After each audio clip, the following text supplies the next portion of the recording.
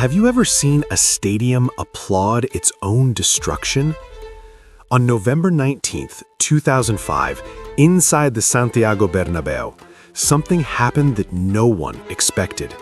Real Madrid fans stood up and applauded a Barcelona player. In the middle of El Clásico, in their own fortress. His name was Ronaldinho. There are rivalries in football that feel bigger than the sport itself. Rivalries built on politics, pride, identity, and decades of tension. And then there is El Clásico. Barcelona versus Real Madrid. A match that divides a country. A match that stops the world. At that time, Real Madrid was the definition of power, the Galacticos era.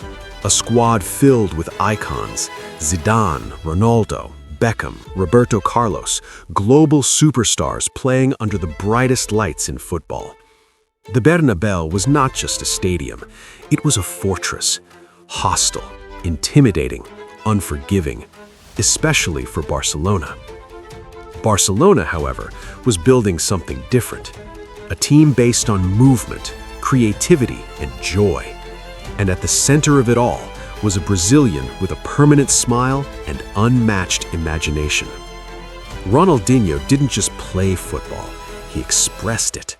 Every touch felt improvised, every dribble felt artistic. But artistry inside the Bernabéu usually ends in punishment. From the first whistle, the tension was obvious. The noise from the stands was deafening. Every time Ronaldinho touched the ball, whistles rained down from the crowd. Madrid wanted dominance. They wanted to defend their pride. And yet, Ronaldinho looked calm, relaxed, almost amused. He drifted between midfield and attack with effortless movement, receiving the ball in tight spaces, turning away from pressure, waiting for the right moment. Then, the first blow landed. Samuel Eto'o broke through and scored, 1-0 to Barcelona. The stadium grew uneasy, but Real Madrid still believed. At home, they always believed. The Galacticos were used to turning games around. The night still felt long.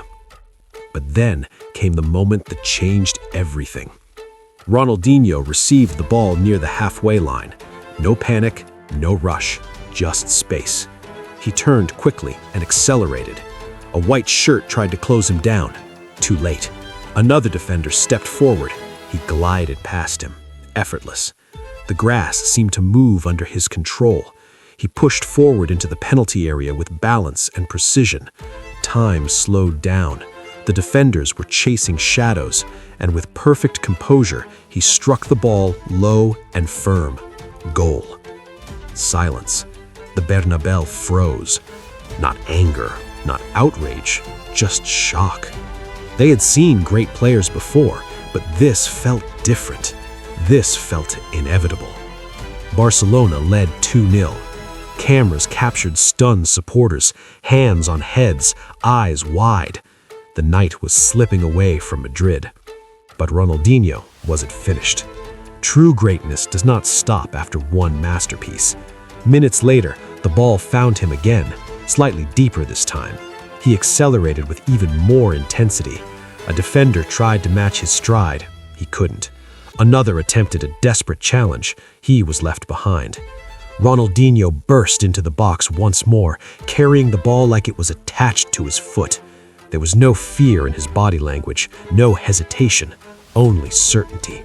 He finished again with calm precision. 3-0, Barcelona, inside the Bernabéu. And then, something extraordinary began to unfold. At first, just a few isolated figures rose from their seats. Then more followed, row by row, section by section. Real Madrid fans were standing, not in protest, not in anger, but in applause. Applauding a Barcelona player. Applauding the man who had just dismantled their team.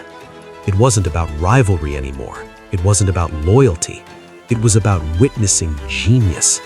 Even in defeat, they recognized what they were seeing. This was not normal excellence. This was rare brilliance. the kind of performance that transcends colors and crests. The applause grew louder. Respect replaced hostility. For a brief moment, football forgot its divisions. Barcelona would go on to win 3-0 that night, a statement victory, a humiliation for Madrid on their own ground. But the scoreline was not what the world remembered. It was the standing ovation. Headlines across the globe spoke about it. Analysts replayed the goals again and again. Former players described it as one of the greatest individual performances in El Clasico history. Months later, Ronaldinho would lift the Ballon d'Or, officially recognized as the best player in the world. But awards are voted by journalists. Respect like this is given by rivals.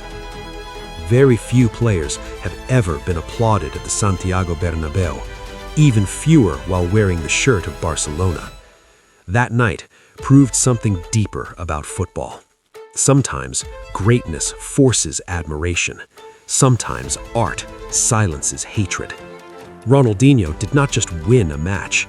He did not just score 2 goals. He created a moment that still echoes through history. A reminder that football, at its highest level, is not only competition, it is expression. It is creativity under pressure. On that November night in Madrid, a Brazilian with a smile walked into enemy territory and left with something more valuable than victory. He left with the respect of the Bernabéu. And in doing so, he became immortal. If you enjoy legendary football moments told with depth and emotion, subscribe to the Football Vault and join us as we uncover the greatest nights the game has ever seen.